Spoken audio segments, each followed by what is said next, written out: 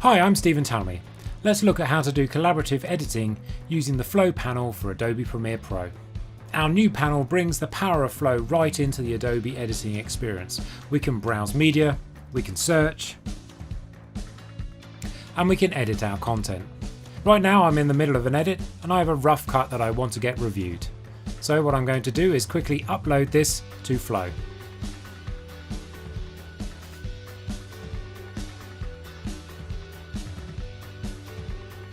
The media is now locally rendered and then uploaded to the Flow system.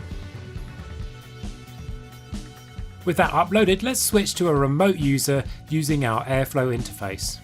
Here we can see the sequence I just created, and I can add some markers on some review comments.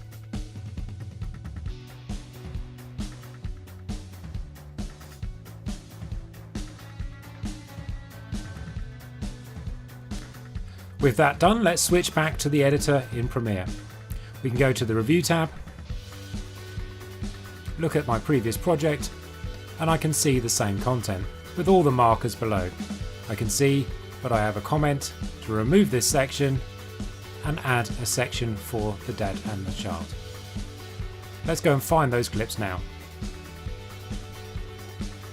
Here's the dad and the daughter. I can preview it here and see that there are some comments even on this clip, and I'm going to import that into Premiere. I can now choose how I want to access this content. If I was attached to the high resolution material, I could mount that, but in this case I'm just going to download the proxy resolution.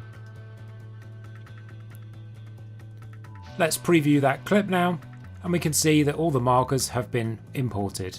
Let's use a little bit before he looks at the daughter and a little after.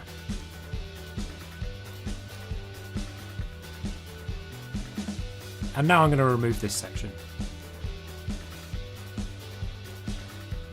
And now I'm ready to upload my second version.